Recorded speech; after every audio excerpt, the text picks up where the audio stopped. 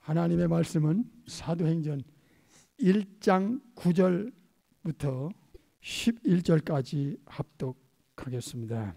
이 말씀을 마치시고 저희 보는 데서 올리워 가시니 구름이 저를 가리워 보이지 않게 하더라. 올라가실 때에 제자들이 자세히 하늘을 쳐다보고 있는데 흰옷 입은 두 사람이 저희 곁에 서서 가로되 갈릴리 사람들아 어찌하여 서서 하늘을 쳐다보느냐. 너희 가운데서 하늘로 올리우시니 예수는 하늘로 가심을 본 그대로 오시리라 하였느니라. 아멘. 오늘은 우주적 권세자와 승천이라는 제목으로 말씀을 받겠습니다. 지난번에 이어서 제자들과 헤어지고 지구를 떠나시는 이제 마지막 뵙는 그런 순간입니다. 예수님의 입장에서 이 장면을 보여주지 않으면 안 되는 아주 중요한 이유와 목적이 있었습니다. 오늘부터 2주 동안은 부활과 못지않는 이 우주적 권세자의 승천이라는 엄청난 사실과 역사의 팩트 앞에 또 한번 충격받고 놀라야 합니다. 천국으로 올라가시는 예수님의 모습은 영적으로나 육신적으로나 대단한 중요성을 갖고 있습니다. 부활과 승천은 연결되어 있습니다.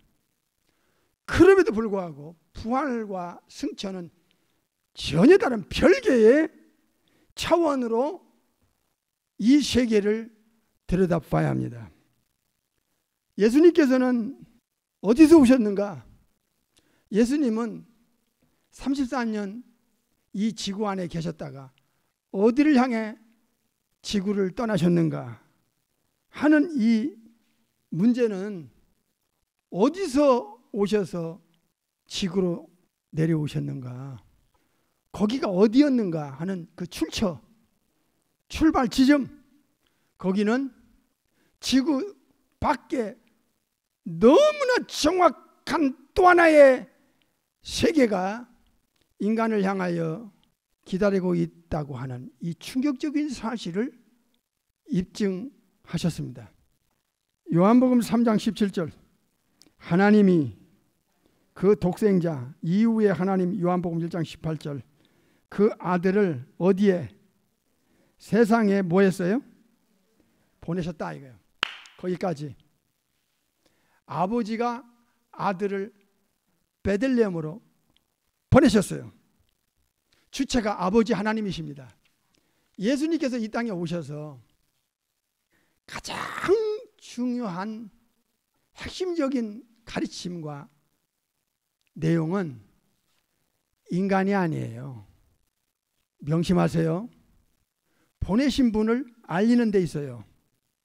영생은 인간이 받아야 될 최고의 창조주께로부터 받는 선물이지만 그것보다 더 신경 쓰고 중요하게 여길 게 예수님을 보내신 천국에 계신 성부 아버지를 인식하는 거예요. 중요하게 관심 가질 것은 구원을 주시기 위해서 독생하신 하나님을 보내신 우리 아버지 하나님에 대한 의식이 있어야 된다 그 말이에요. 하늘에 계신 우리 아버지여, 이름이 거룩히 여김을 받으시오며. 마태복음 6장 9절에 주님께서 가르쳐 주시는 그 기도의 첫 번째가 하늘에 계신 우리 아버지, 서드 헤븐, 셋째 하늘, 저 천국에 계신 우리 아버지 하나님을 인간들이 아는 게 중요한 거예요. 예수님께서는 나를 보내신 이의 뜻을 행하려고 이 땅에 오셨다는 것, 이거는 예수님의 34년의 삶의 사는 목적이었어요. 내가 하늘에서 내려온 것은, 이 단어 하나가 어디서 지구로 오셨단 말이야? 지구 밖에 또 다른 새가 있단 말이야? 정확한 내세를 알리는 거예요. 하늘에서 내려왔다. 지구 밖에서 지구 안으로 들어오셨다는 거지. 현대인들은요, 내세관이 희미해요. 나를 보내신 이의 뜻을 행하려 왔다. 예수님께서는 이 땅에 계시면서 철저하게 아버지 앞에 세 가지를 했어요. 첫째로 순종했어요. 순종 복종. 두 번째는 충성을 다했어요. 히브리서 3장. 세 번째는 예수님의 뜻을 행한 적이 없어요. 오직 아버지의 뜻을 이루기 위해서 이 땅에 오신 거예요. 그러니까 예수님의 삶과 가르침과 약속을 보면 탁 떠오르는 게 누구지요? 아버지 하나님이에요. 이게 중요한 거예요.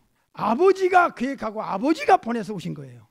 그래서 예수님의 삶이라는 게 한마디로 아버지 뜻을 이루고 아버지 일을 완성시키는 것이 예수님이 33년 사신 목적이었구나 하는 걸 알게 돼요. 아버지가 예수님을 보내실 때는 딱 계획대로 예수님 발걸음이 움직여요.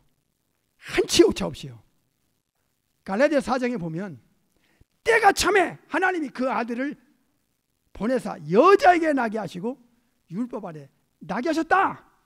보내서 때가 차서, 이건 하나님의 타이밍이 있는 거예요. 예수님께서 이 땅에 오셔서 아버지 앞에서 아버지의 일을 완성시키고 아버지의 뜻을 다 이루면 하나님 앞에서 예수님과의 약속이 있어요. 그래서 예수님이 서두를 때는 빨리빨리 서두르셨고, 예수님께서 발자취마다 아버지의 계획이 차질 없이 이루어지면서 다시 아버지께로 돌아가야 할 그 타이밍이 있었던 거예요. 요한복음 7장을 보겠어요. 33절. 예수께서 이르시되 내가 너희와 함께 조금 더 있다가 나를 뭐 하신 분? 보내신 분에게 어떻게 해요? 돌아가겠다. 그러니까 예수님이 천국에 내려오실 때는 아버지의 일을 완성시키고 뜻만 이루면 그것도 마냥 길게 하시는 게 아니라 지금 보니까 34년 딱 그 기간에 아버지의 뜻을 차곡차곡 이루시고 완성시키고 돌아가실 계획을 갖고 오신 거예요. 돌아가실, 원래 계셨던 곳으로 돌아가실 계획을 가지고 이 땅에 보내심을 받고 내려오신 거예요. 이해가 되세요? 여기서 중요한 것은 나를 보내신 이를 또 강조하는 거야. 아버지 하나님께로 돌아간다 이게야. 돌아간다 이게. 예수님은 구체적으로 이 부분을 강조하시면서 알려주시는데 이거를 제자들이 못 잡고 우리 또한 이쪽 부분에 거의 우리가 눈이 멀어 있었어요. 그 승천이 얼마나 중요한 문제냐. 이 문제 해결받아야 돼요. 승천이 하루아침에 일어난 게 아니고 천국에서 내려오기 전부터 아버지가 보내실 때부터 보내시고 다시 아버지께서 예수님을 끌어올릴 계획을 가지고 내려보내신 거예요. 그러니까 승천은 하나님의 마스터 플랜의 아주 중요한 부분을 갖고 있어요. 이 승천이 역사적인 팩트로 인간의 눈으로 똑똑히 보여주지 않았으면 이건 큰일 나는 일이에요. 예수님께서 가르치시는 그 가르침에는 내용이 있다는 것. 그 내용을 잡아내라 그 말이에요. 내용에 관심을 가지라 그 말이에요. 도대체 무엇을 배우고 무엇을 알았고 무엇을 근거로 해서 신앙생활을 하는지 자기가 자기를 봐도 참 한심한 거야. 내 영혼 상태가 왜 이렇게 정신이 흐리멍텅하냐 이거지. 이거를 혼미라고도 표현해요. 이거 굉장히 이건 영적인 병입니다. 누가복음 9장 51절 보겠어요. 예수께서 뭐 하실 때? 승천하실 뭐가?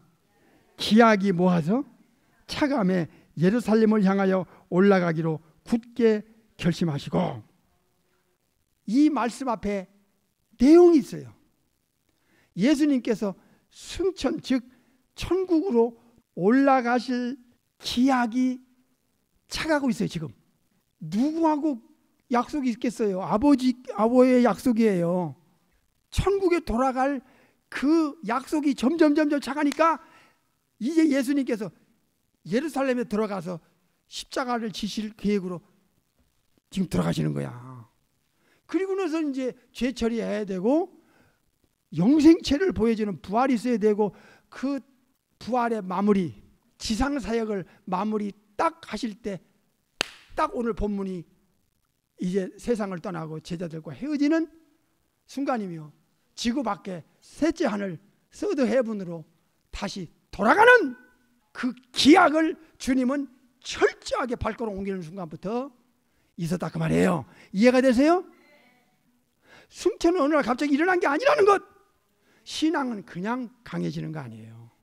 초대교회 신앙이 그냥 되는 게 아니야. 사도들로부터 얼마나 정확한 것을 지성해서 그리고 성령님의 워킹으로 가슴에서 확신을 가졌으면 목숨을 내놓고 예수님을 믿고 따르고 자랐겠어요. 현대 교인들은 꿈도 못 꿔.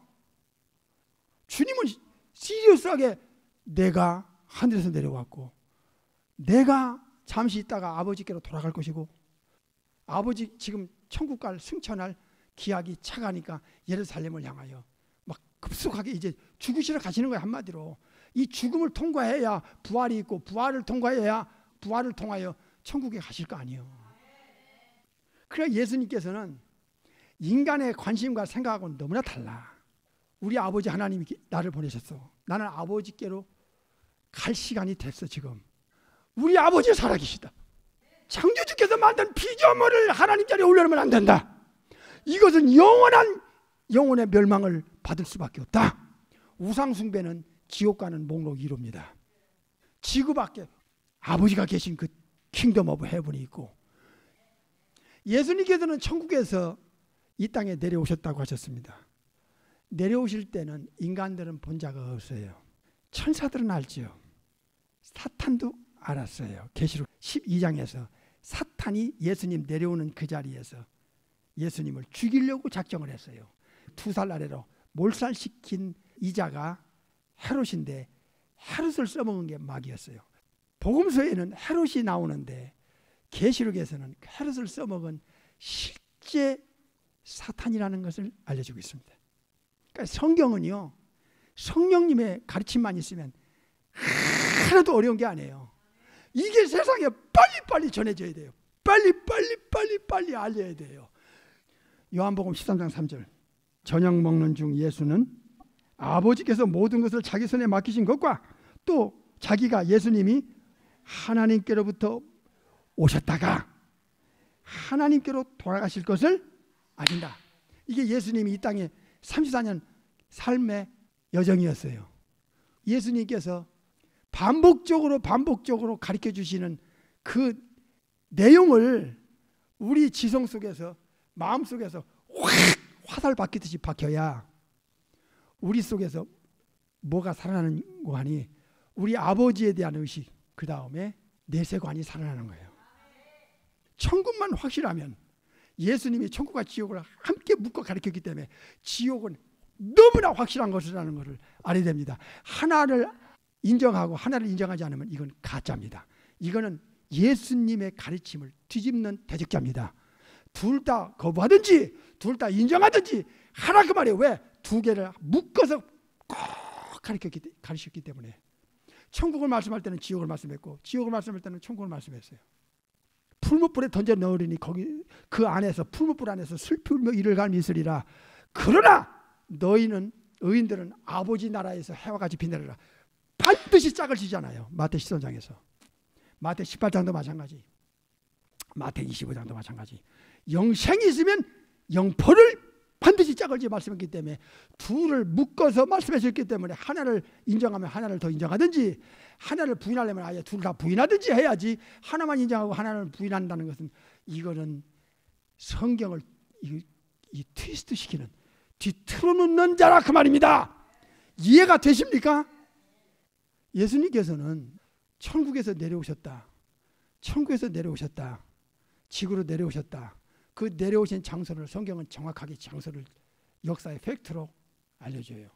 베들레헴. 그러면 천국에서 오셨다가 천국으로 돌아가신 장소는 어디냐? 올리브 마운틴, 감람산이에요. 이 감람산은 굉장히 중요해요. 부활은 부활대로 엄청나게 중요하지만 승천은 부활과 또 다른 차원에서 엄청난 중요성을 갖고 있어요. 왜냐?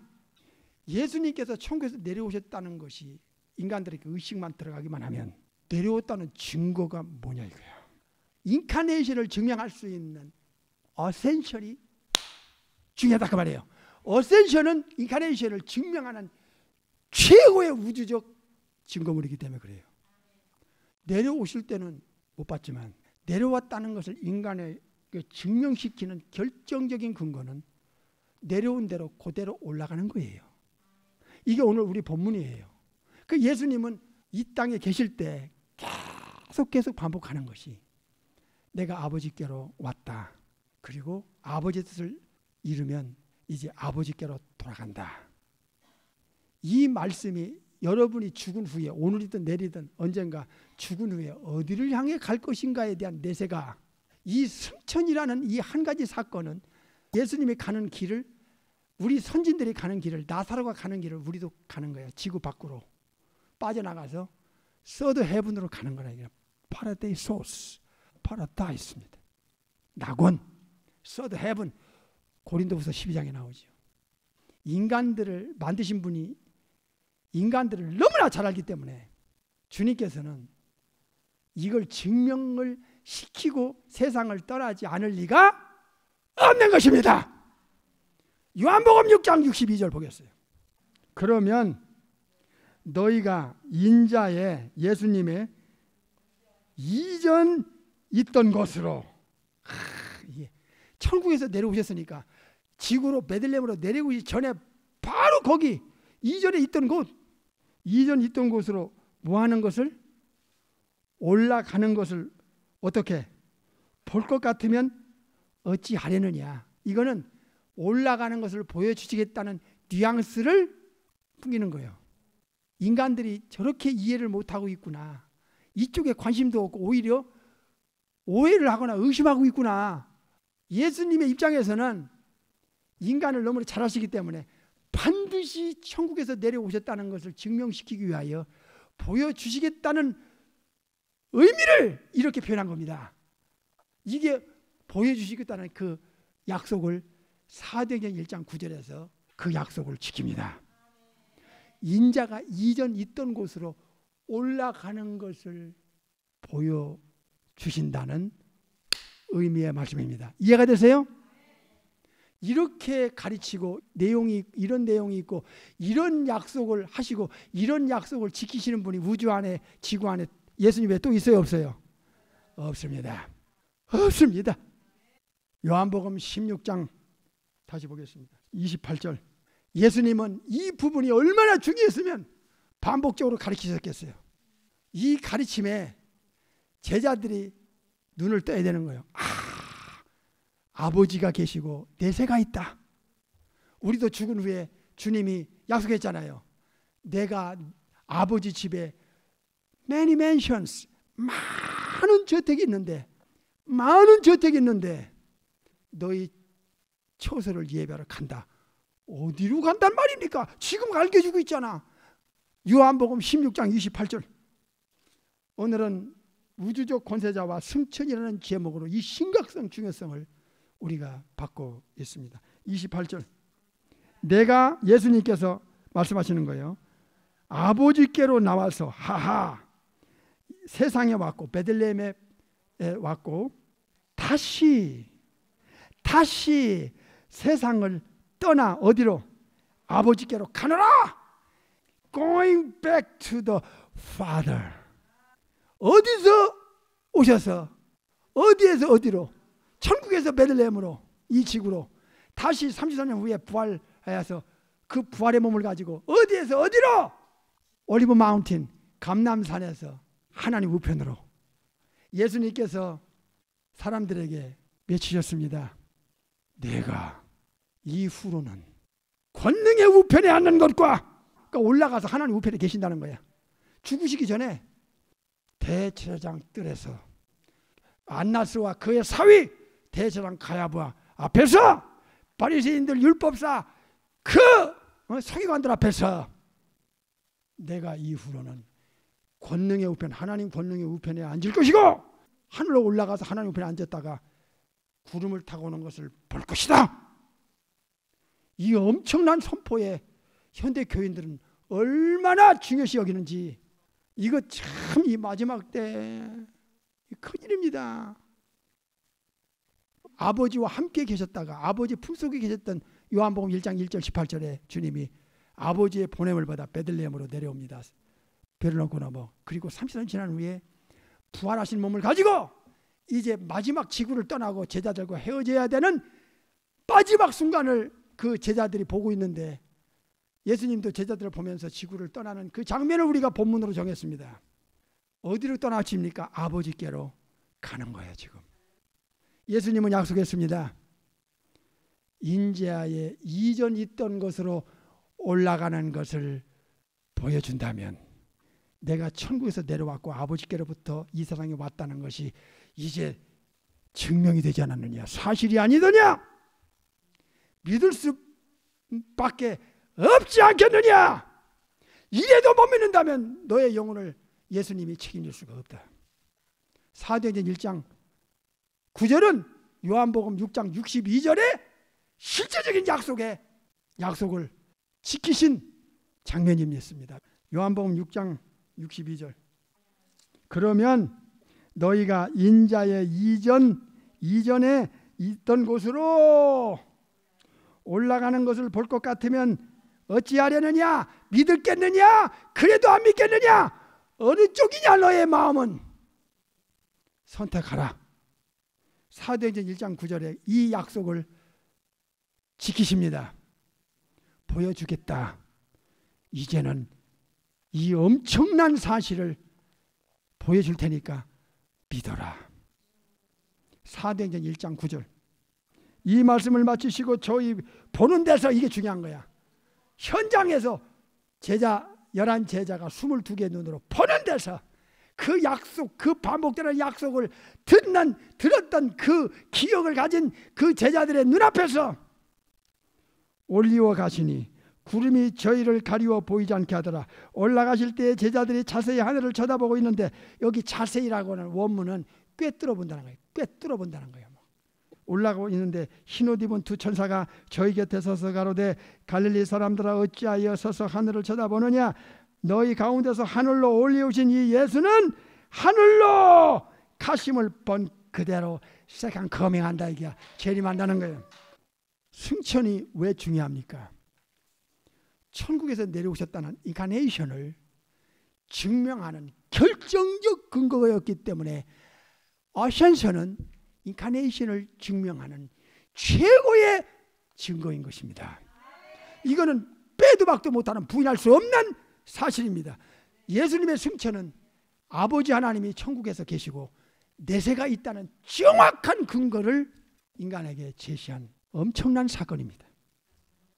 이 교회는 기둥이 4가지가 있습니다. 케리그마, 디다케, 코이노니아, 디아코니아 4가지가 있는데 가장 첫 번째 중요한 것이 케리그마입니다. 이 설교, 원색적인 복음, 정통 보수 신앙을 전하는 이 복음, 케리그마. 케리그마의 중요성이 어디 있습니까? 확신을 주는 데 있습니다. 영적인 것이 얼마나 인간의 영혼 속에 들어가기가 방해가 많고 힘든지를 창조주는 모르실 리가 없죠. 그러니까 반복적으로 주님이 이렇게 한 가지 승천을 향하여 반복적으로 가르쳐 줄 수밖에 없는 게 인간의 영혼 상태라, 그 말이에요.